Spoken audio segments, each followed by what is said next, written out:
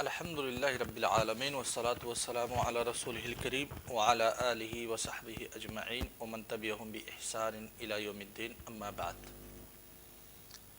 شباب، 2 دنوں کی غیاب کے بعد آج اصول فقہ کے درس میں ہم پھر سے داخل ہوتے ہیں۔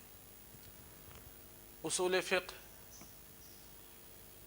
کی جو کتاب مقرر ہے وہ کتاب الاصول من علم الاصول للشیخ صالح محمد بن صالح العثیمین رحمہ اللہ۔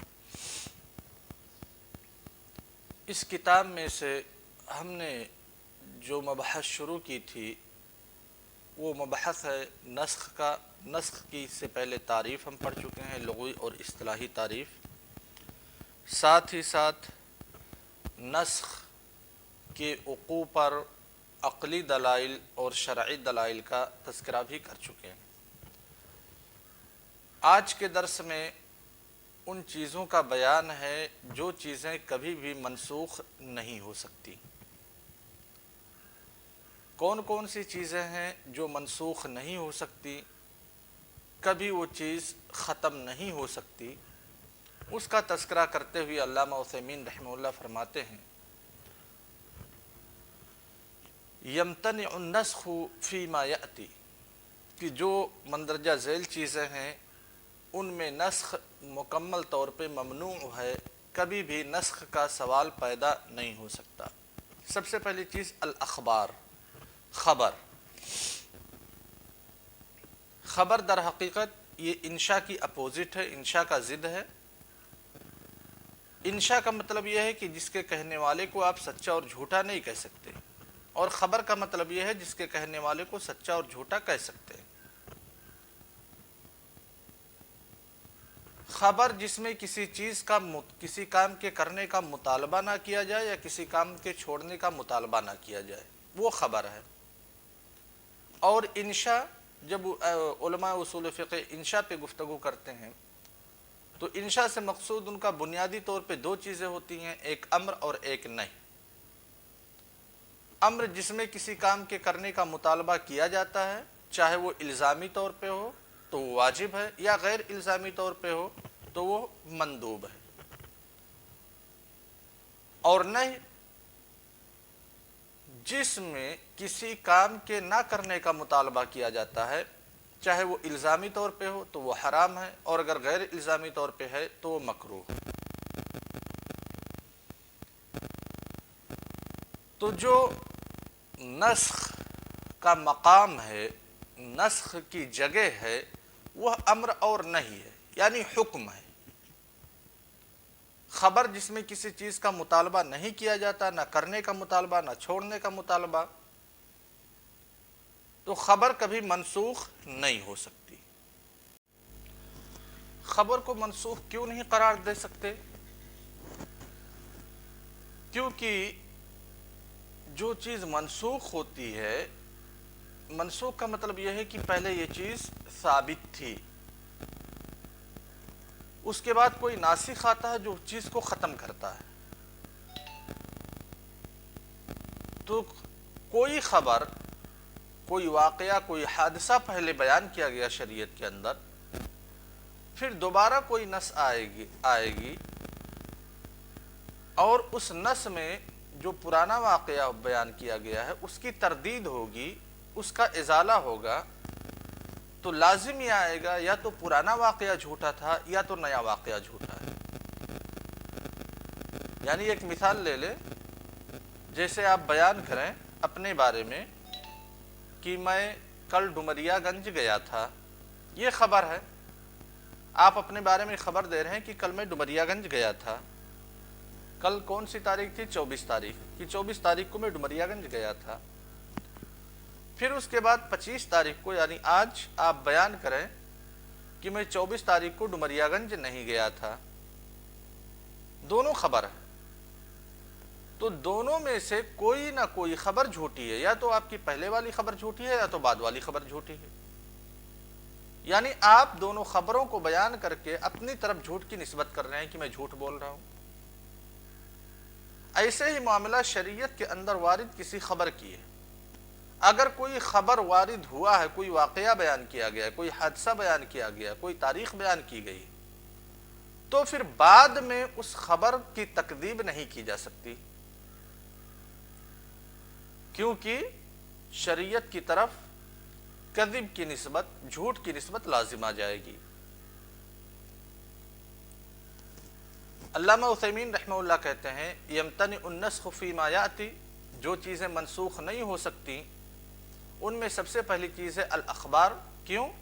لأن النسخ محلہ الحکم، کیونکہ نسخ کا جو مقام ہے، جہاں پہ نسخ واقع ہوتا ہے وہ حکم ہوتا ہے، چاہے اس حکم میں کسی کام کے کرنے کا مطالبہ ہو یا کسی کام کے چھوڑنے کا مطالبہ ہو۔ تو محل نسخ یہ حکم ہے، خبر نہیں، اس لیے خبر کبھی بھی منسوخ نہیں ہو سکتی۔ وَلِأَنَّ نَسْخَ أَحَدِ الْخَبَرَيْنِ يَسْتَلْزِمُ أَن يَكُونَ أَحَدُهُمَا كَذِبًا،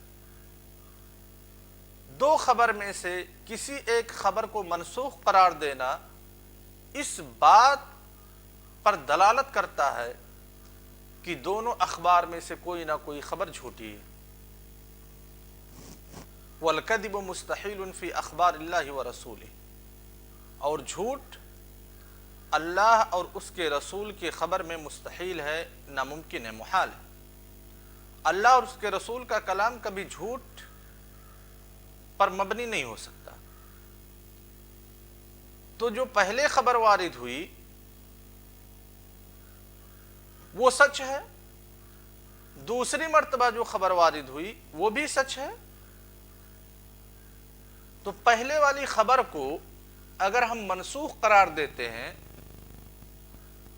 تو لازم یہ آئے گا کہ دونوں خبروں میں سے ایک خبر منسوخ، ایک خبر ناسخ، دونوں اخبار میں سے کوئی نہ کوئی خبر جھوٹی ہے، اور اللہ اور اس کے رسول کا کلام کبھی جھوٹ پر مبنی نہیں ہو سکتا۔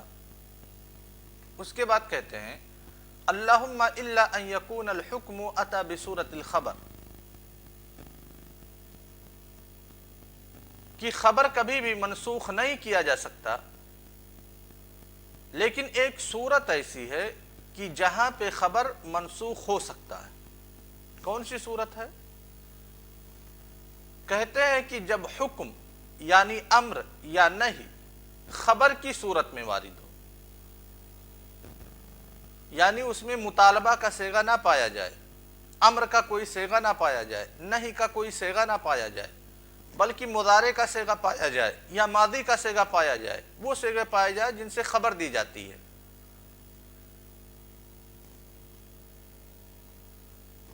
تو ایسا قرآن کریم میں شریعت کے اندر کئی مقامات پہ ہوا ہے کہ خبر یہ کبھی کبھی امر کے معنی میں وارد ہوا ہے،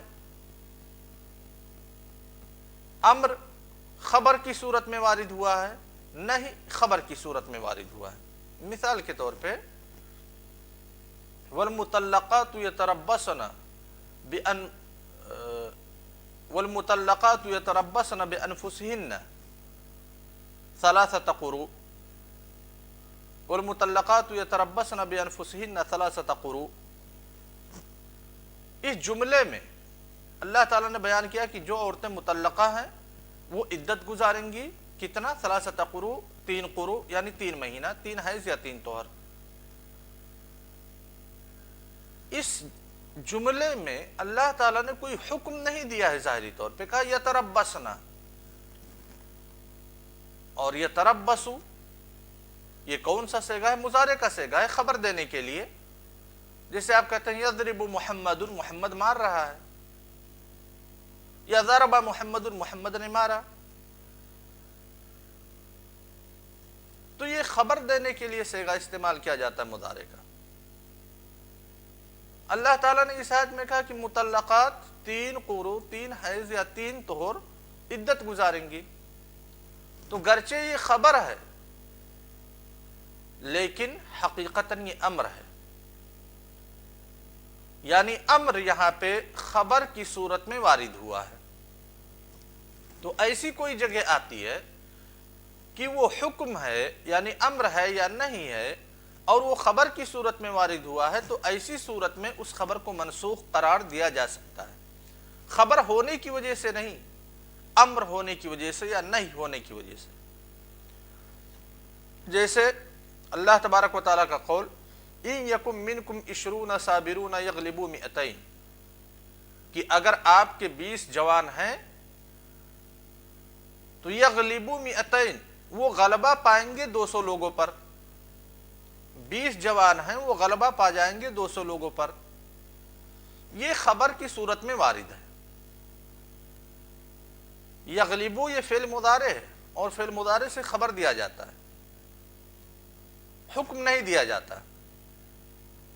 اگر فعل مضارع مجزوم بلام الامر ہو تب وہ حکم کے لیے ہوتا ہے.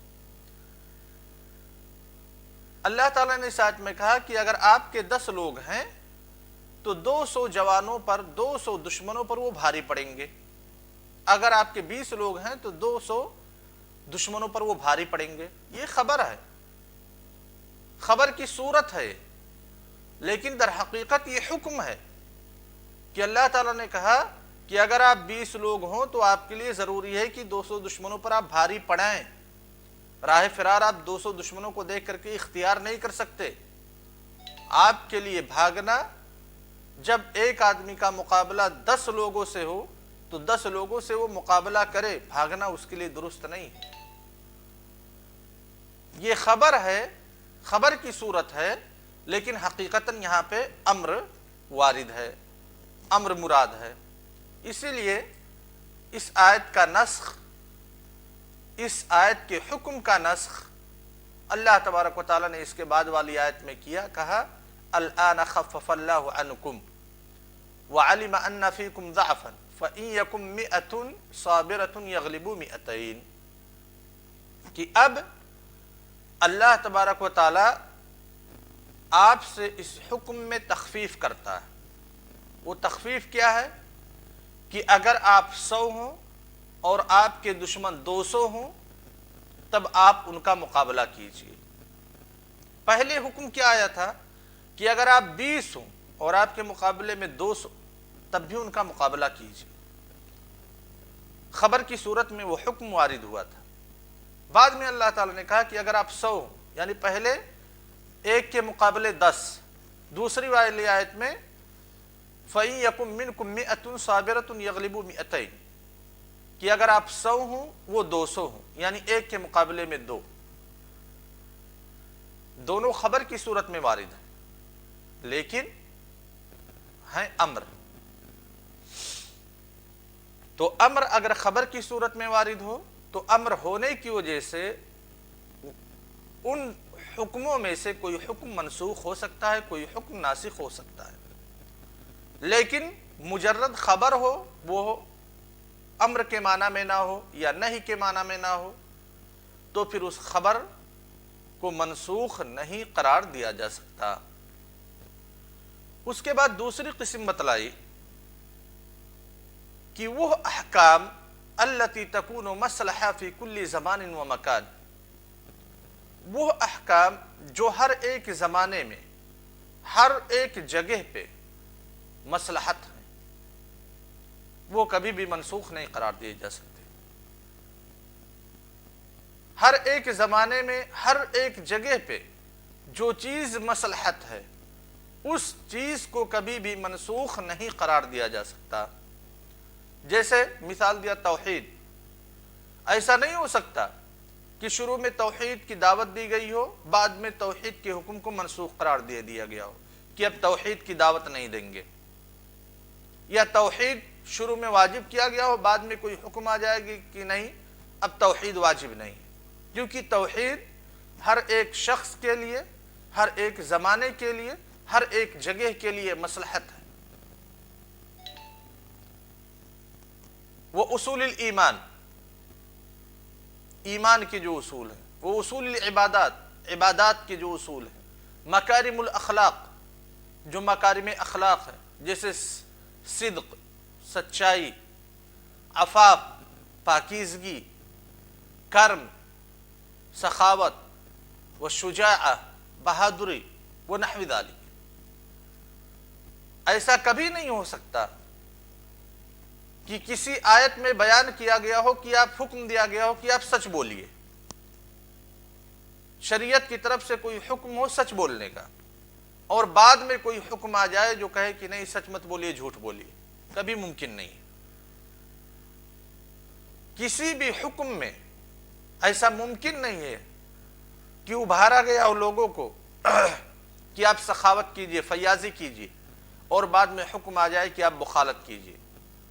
کسی بھی حکم میں ایسا ممکن نہیں ہے کہ پہلے کہا گیا ہو کہ آپ پاک دامنی اختیار کیجئے، طہارت اختیار کیجئے، پاکیزگی اختیار کیجئے، اور بعد میں حکم آئے کہ نہیں پاک دامنی اختیار کرنا ضروری نہیں ہے، آپ اباحیت کو بھی اختیار کر سکتے ہیں، کبھی ممکن نہیں۔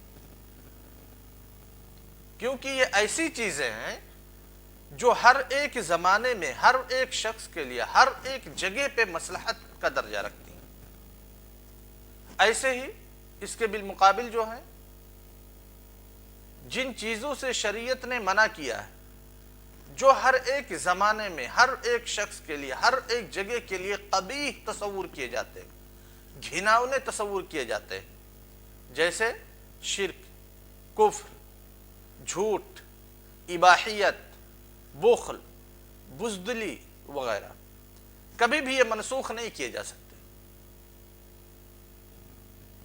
ایسا کہیں نہیں کیا جا سکتا، کہیں شریعت میں آپ کو نہیں ملے گا، یا کسی بھی شریعت میں آپ کو نہیں ملے گا کہ شروع میں اجازت دے دی گئی ہو کہ آپ اباحیت پسندی کریں، شروع میں اجازت دے دی گئی ہو کہ آپ بخل کریں، اور بعد میں کوئی حکم آئے کہ نہیں اب آپ بخالت نہیں کر سکتے، اب آپ اباحیت پسندی نہیں کر سکتے۔ یا پھر شروع میں حکم دیا گیا ہو کہ آپ پاک دامنی اختیار کریں، بعد میں وہ چیز منسوخ ہو جائے اور ناسخ آ جائے کہ نہیں اب آپ کے لیے اباحیت درست ہے، قطعاً یہ چیز ممکن نہیں۔ خلاصہ کلام کیا ہے درس کا؟ کہ نسخ کا جو محل ہے وہ حکم ہے، چاہے امر ہو یا نہیں ہو۔ اس کے علاوہ جو اخبار ہیں جن میں کسی کام کے کرنے یا کسی کام کے چھوڑنے کا مطالبہ نہیں پایا جا رہا ہے، تو ان اخبار کو کبھی منسوخ نہیں قرار دیا جا سکتا، کیونکہ نسخ کرنے سے، منسوخ کرنے سے دونوں خبروں میں سے کوئی ایک خبر جھوٹی لازم آئے گی، جو کہ شریعت کی طرف جس جھوٹ کی نسبت کرنا محال ہے۔ دوسری قسم جو کبھی منسوخ نہیں قرار دی جا سکتی وہ ہے جو ہر ایک زمانے میں ہر ایک جگہ کے لیے ہر ایک شخص کے لیے مصلحت ہو، جیسے ایمان، توحید، صدق، عفاف، کرم، شجاعہ وغیرہ، کبھی بھی یہ منسوخ نہیں قرار دیے جا سکتے۔ اب آگے کے درس میں انشاءاللہ ہم پڑھیں گے کہ نسخ کے شروط کیا ہیں۔ السلام علیکم ورحمۃ اللہ وبرکاتہ۔